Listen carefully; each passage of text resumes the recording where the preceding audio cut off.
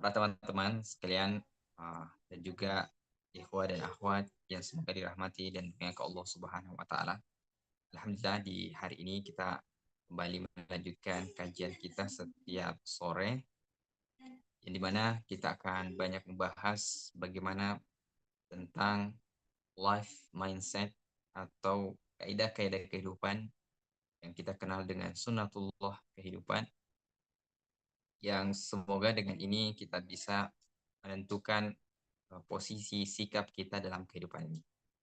Alhamdulillah kemarin kita sudah memulai dan masuk apa saja sunnatullah yang berlaku dalam kehidupan ini. Insya Allah hari ini kita akan lanjutkan yaitu bagaimana sunnatullah dalam kepemimpinan. Ya. Maka judulnya adalah belajarlah sebelum menjadi pemimpin. Ya. Ini adalah nasihat perkataan dari Umar ibn Khattab radhiyallahu anhu dalam kitab Fikun Nafs, fikih jiwa. Beliau mengatakan tafaqahu, belajarlah kalian, ya, eh, menuntut ilmu lah kalian. Qabla an tasuduh, sebelum kalian menjadi atau diangkat menjadi pemimpin. Ya. Nah, Umar bin Khattab disebutkan dalam kitab itu, inama yuridu,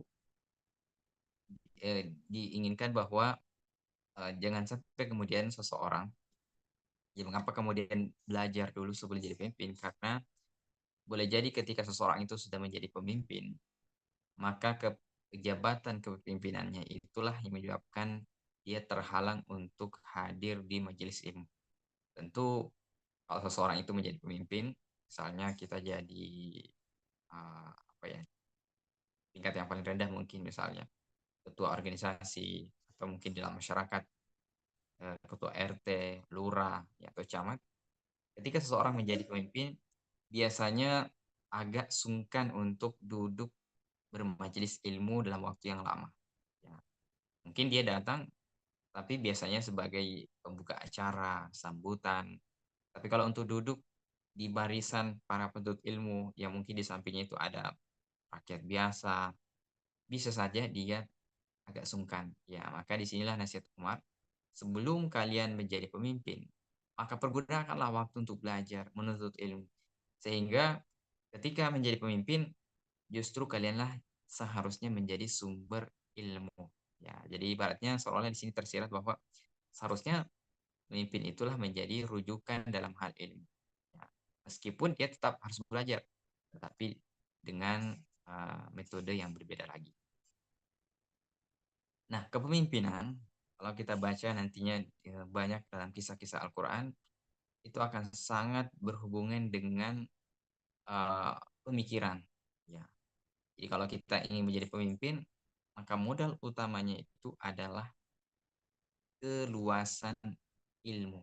Makanya kalau kita membaca kisah, bagaimana kisah diangkatnya Tolut, ya, sehingga dipilih oleh Allah menjadi raja melawan Jalut. Ya, ini kisah di Bani Israel. Ya. Apa kata uh, Bani Israel? Ya, nahnu ahaqqu bil mulki. Kami lebih apa namanya? Lebih berhak atas kepemimpinan.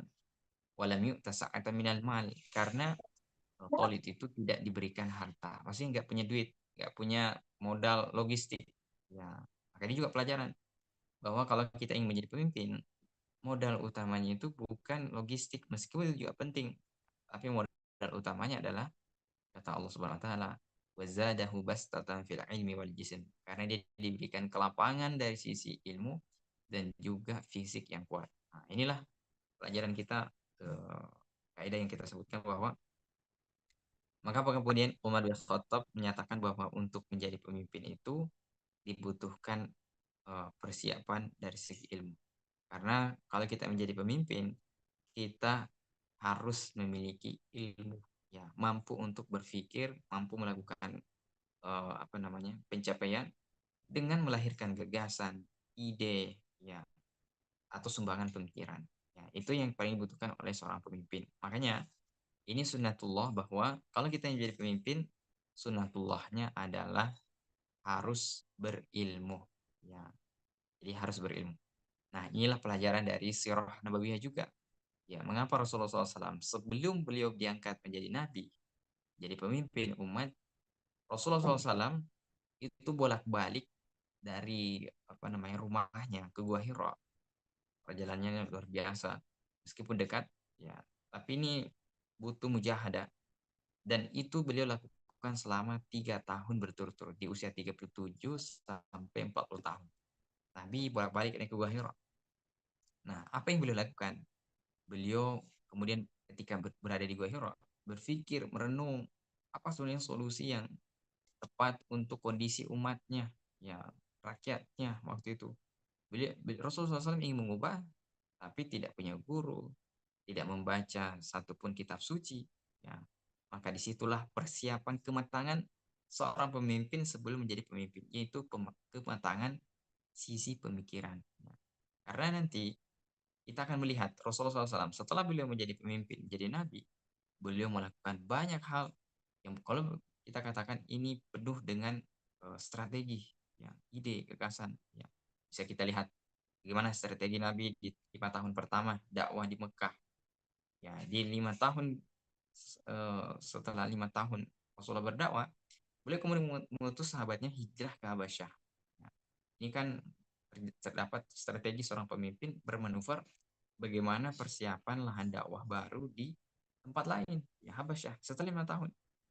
Setelah itu kemudian Rasulullah SAW bagaimana strategi beliau ketika berdakwah ke kabilah-kabilah di tahun ke-10 Rasulullah diangkat menjadi nabi. Ya, beliau mendatangi tenda-tenda. Kemudian beliau menggunakan konsultan, yaitu Abu Bakar. Ya, ya, karena Abu Bakar ini yang pakar terhadap budaya, pakar terhadap sejarah, tahu ansab, ya, nasab dari kaum-kaum kabilah-kabilah Arab. Begitu pula Rasulullah SAW ketika berhijrah dari Mekah ke Madinah, ini juga penuh strategi. Ya, makanya seorang pemimpin harus bisa berpikir. Ya, Rasulullah SAW menggunakan pengelabuan ruang, waktu, memilih tim, ya, jalur yang dipakai. Beliau ketika berhijrah dari Mekah ke Madinah, beliau tidak langsung dari Mekah, ya, langsung menuju ke Madinah, tapi beliau belok dulu ke bawah, ke Gua Sur, kemudian tinggal menginap selama 3 hari, dan setelah itu dianggap orang-orang yang mencari Rasulullah SAW itu kemudian putus asa dan kembali, barulah beliau melanjutkan ke Madinah. Ini strategi sekali lagi. Jadi kalau kita ingin melihat, ya, Rasulullah SAW itu ketika beliau menjadi pemimpin penuh dengan strategi. Artinya apa? Pemimpin itu memang harus cerdas pemikirannya. Kayaknya Imam Al-Mawardi, pakar dari kepemimpinan, mengatakan bahwa kepemimpinan itu adalah sinaatul fikriyah, ya, industri atau pabrik ide. Ya, maka saya ingin menyampaikan juga, ya, di antara kita ini mungkin ada menjadi pemimpin atau ketua organisasi lembaga dakwah, atau mungkin menjadi, ya, organisasi apapun di kampus. Maka ingatlah bahwa ketika kita menjadi pemimpin, anggaplah ini menjadi latihan, maka yang harus kita kumpulkan banyak adalah pengetahuan, kematangan dari sisi pemikiran. Karena nantinya ketika kita akan menjadi pemimpin, apalagi setelah terjun ke masyarakat, itu dibutuhkan ide, gagasan. Ya, karena itulah pemimpin diikuti. Jadi pemimpin itu diikuti bukan karena dia punya harta yang banyak atau jaringan yang luas, tapi karena dia punya ide, pemikiran. Itulah Rasulullah SAW, model terbaik kepemimpinan sepanjang sejarah manusia. Makanya kita bisa melihat mengapa ada sahabat Nabi yang rela berkorban, ya, mengorbankan harta, jiwa, bahkan demi membela Rasulullah SAW. Karena Rasulullah SAW itu diikuti, ya, pertama-tama karena beliau memang pemikir. Ya, beliau kemudian yang bisa memberikan gagasan. Ya. Ketika suku Aus dan Khazraj yang berada di Yasrib di Madinah waktu itu berseteru dalam waktu yang cukup lama, ketika beliau datang, ya, setelah hijrah dari Mekah ke Madinah, beliau menawarkan gagasan tentang ikatan ukhuwah. Ya, makanya akhirnya dua suku ini, dua kabilah yang selalu berperang ini, akhirnya kemudian bisa bersatu di bawah kepemimpinan Rasulullah SAW. Ini kan kalau kita berbicara tentang pemimpin, ini ide yang sangat luar biasa. Ya. Bayangkan orang yang atau suku yang hobinya sepanjang perjalanan sejarah itu selalu berperang, tapi akhirnya bisa tunduk patuh, akhirnya bisa bersatu, karena gagasan dari Rasulullah SAW. Begitu pula Rasulullah SAW ketika mempersaudarakan antara kaum Muhajirin dan Ansor. Ini juga sejarah yang luar biasa dalam peradaban umat manusia. Kok bisa ada orang yang berhijrah yang disebut Muhajirin, yang meninggalkan hartanya, keluarganya, rumahnya, dan seluruh yang dia miliki di Mekah demi untuk mengikuti Rasulullah SAW. Dan ketika mereka sampai ke Madinah, ke Yasrib, mereka nggak memiliki apa-apa. Nah, apa ide yang ditawarkan Rasulullah SAW? Beliau menawarkan bahwa Muhajir dan Ansor, kalian saya persaudarakan. Akhirnya mereka bersaudara. Sehingga ketika mereka bersaudara, otomatis kaum Muhajirin tadi, yang berhijrah tadi, itu bisa dibantu dari sisi finansial oleh sahabat-sahabat yang disebut kaum Ansor yang berada di Madinah. Nah, kaum Muhajirin tadi ini kebanyakan pedagang, sementara kaum yang Ansor yang ada di Madinah ini kebanyakan pegawai atau petani perkebunan. Jadi Madinah itu perkebunan. Nah, maka sahabat Ansor, ya salah satu di antara mereka kemudian menawarkan, kalau kalian ingin harta modal, saya punya duit nih, saya bagi dua, ya, setengahnya untuk kamu. Kemudian saya punya tanah, ya, saya dua kapling, sekaplingnya saya berikan untuk kamu. Ya, bahkan di antara mereka tidak segan menawarkan, saya punya beberapa istri. Kalau ingin saya ceraikan salah satunya, kemudian saya berikan kepada kamu. Tapi sahabat yang berhijrah, muhajir tadi, tidak memanfaatkan waktu kesempatan ini. Justru dia mengatakan, Dullani ala suk, tunjukkanlah saya di mana pasar, kata Abdurrahman bin Auf. Maka sejak itulah dia kemudian ke pasar. Hari pertama ke pasar, dia berusaha cari duit, dan dia sudah mendapatkan keuntungan yang kalau kita hari ini bahasanya sudah bisa membeli nasi bungkus, ya sudah bisa makan sehari itu. Kemudian hari kedua, hari ketiga, sampai hari berlanjut, dia sudah bisa membeli emas. Ya. Kemudian beberapa hari kemudian, dia sudah bisa membeli seekor kambing. Ya, makanya kemudian lanjut cerita, sahabat ini akhirnya menikah dengan wanita Ansor. Maka Rasulullah SAW, kenapa kamu ini kelihatan klimis? Ya, wajahnya cerah. Dia mengatakan, saya baru saja menikah, Pak Rasulullah. Kemudian kata Rasulullah SAW, Aulim wala bisyah. Kalau begitu, adakanlah walimah meskipun memotong seekor syah, seekor kambing. Maka sahabat ini kemudian memotong seekor kambing dan mengadakan acara pernikahannya tadi.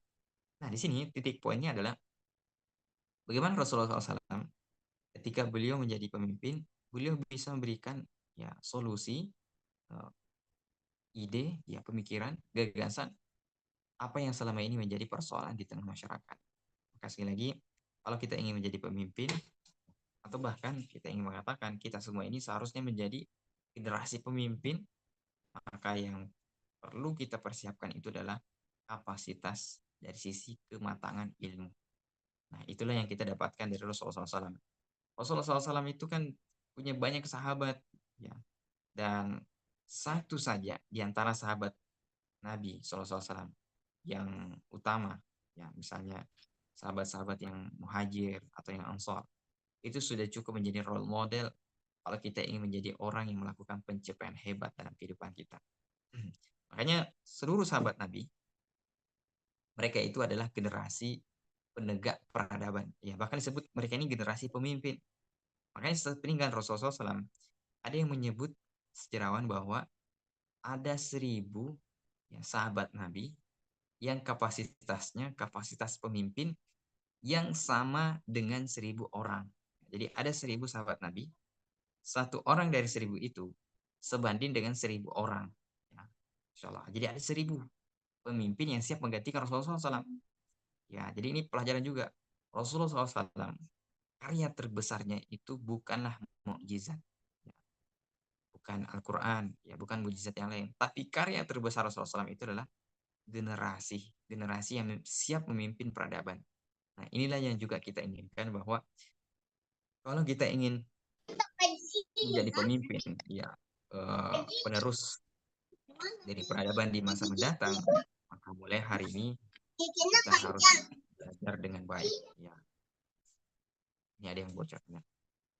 Jadi kita harus belajar dengan baik. ya matangkan ya pemikiran kita. Maka saya sarankan ya, eh, siapa sebenarnya yang menjadi role model kita, siapa yang menjadi panutan kita, uswatun hasanah yang paling terbaik dalam kepemimpinan. Kita tidak pernah ragu menyebut yaitu Rasulullah SAW. Maka eh, pelajaran penting dari sunatullah ya dalam kepemimpinan ini adalah kita harus kembali membuka ya bagaimana sejarah Rasulullah SAW, khususnya beliau di masa muda. Apa yang beliau lakukan, yang dimana di masa muda Rasulullah SAW ini, kalau kita ikuti step by step, maka insya Allah kita akan menjadi pemimpin hebat di masa mendatang. Nah, seharusnya ini menjadi apa namanya obsesi kita, ya khususnya sebagai seorang mahasiswa, jangan menjadi orang biasa. Ya, meskipun memang ada orang yang bukan mentalitas pemimpin, tapi setidaknya kita siap menjadi pemimpin ya minimal untuk diri sendiri ya.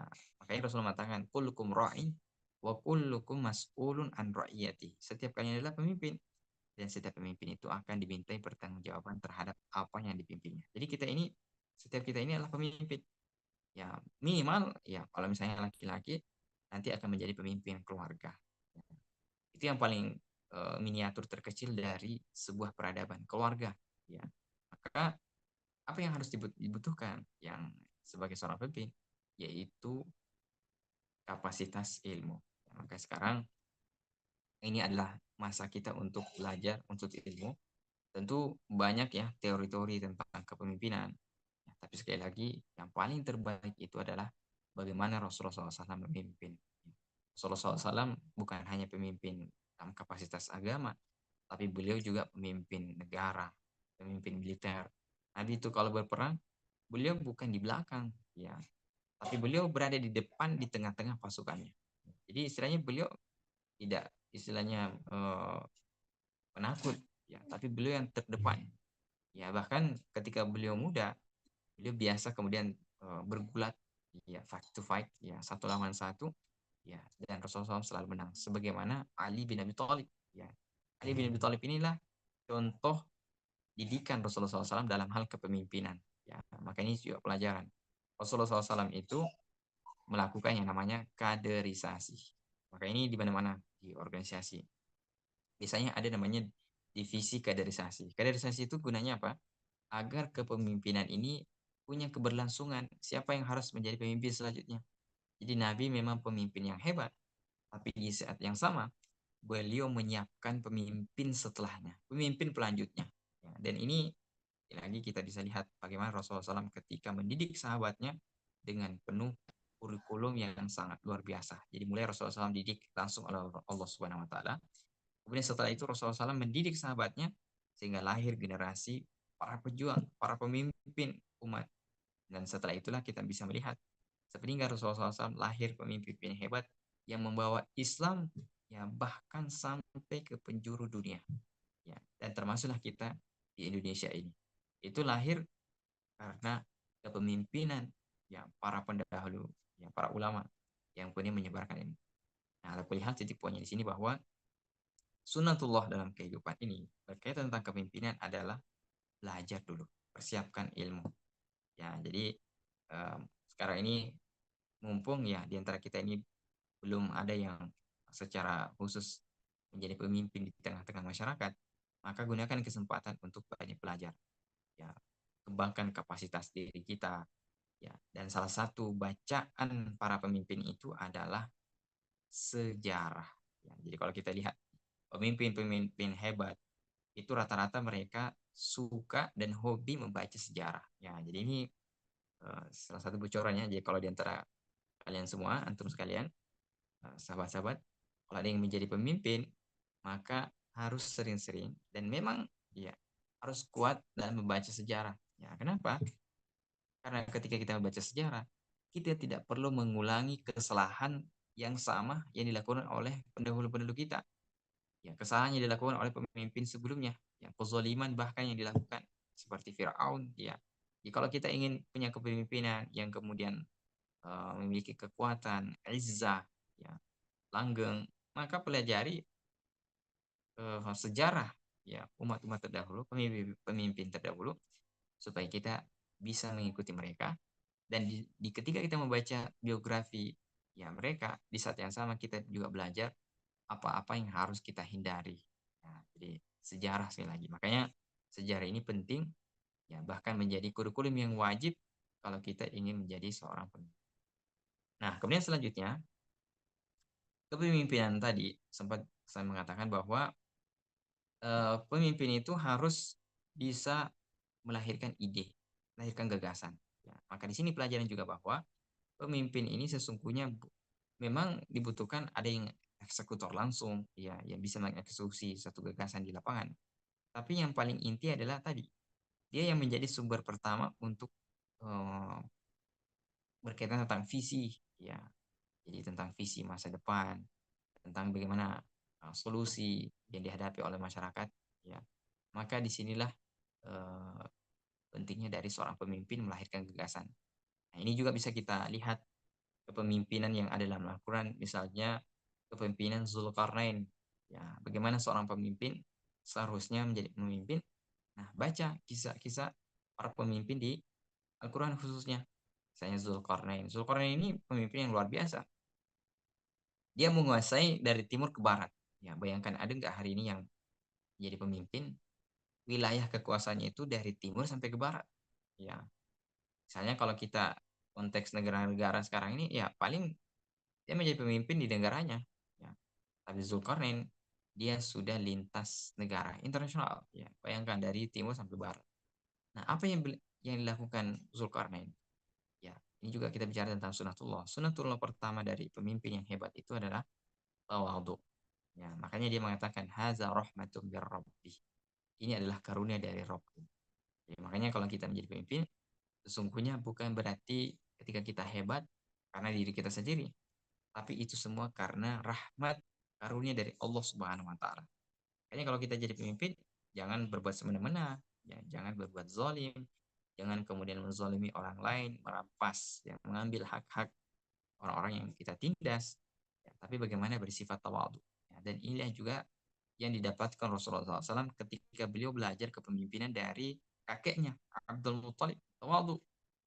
Ya, jadi Abdul Muthalib itu pemimpin yang disegani, bukan juga raja, tapi disegani oleh masyarakat waktu itu karena sistem mereka sistem kabilah.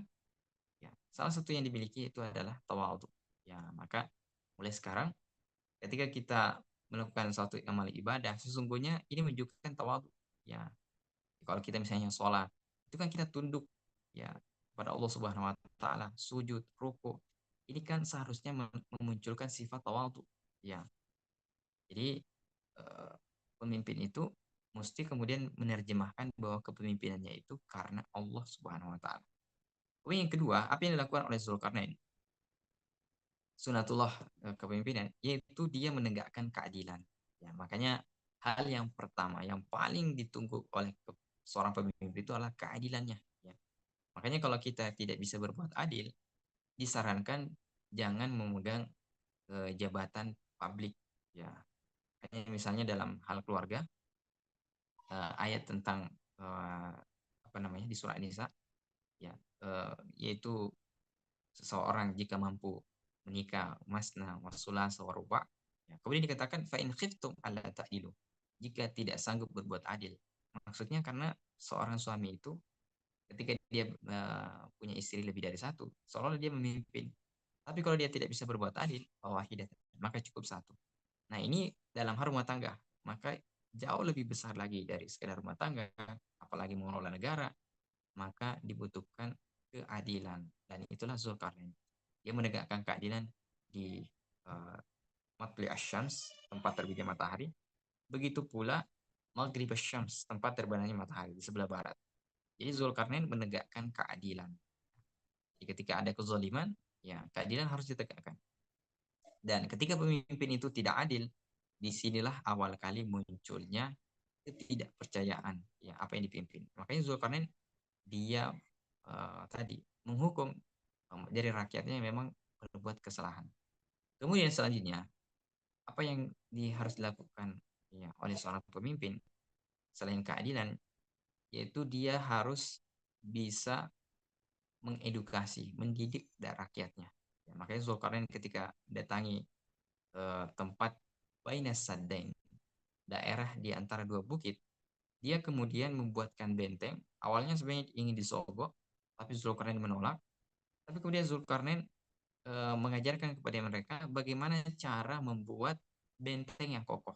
Ya, inilah sekaligus pelajaran tentang partisipasi publik. Ya, ketika menjadi seorang pemimpin, kita setidaknya mengikut sertakan apa yang kita pimpin agar mereka juga bisa terdidik. Ya, bukan sekedar memberikan sesuatu yang jadi. Ya, seandainya Zulkarnain waktu itu hanya ingin disogok, tentu dia mengerjakan sendiri, membuat sendiri bentengnya. Tapi dia mengatakan fa'inuni bikuwatin. Bantulah saya dengan kekuatan kalian.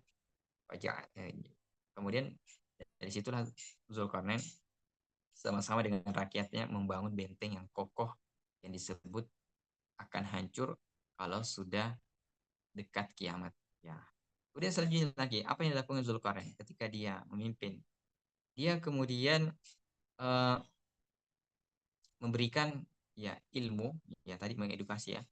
Kemudian dia juga uh, berusaha melakukan perubahan sosial. Ya.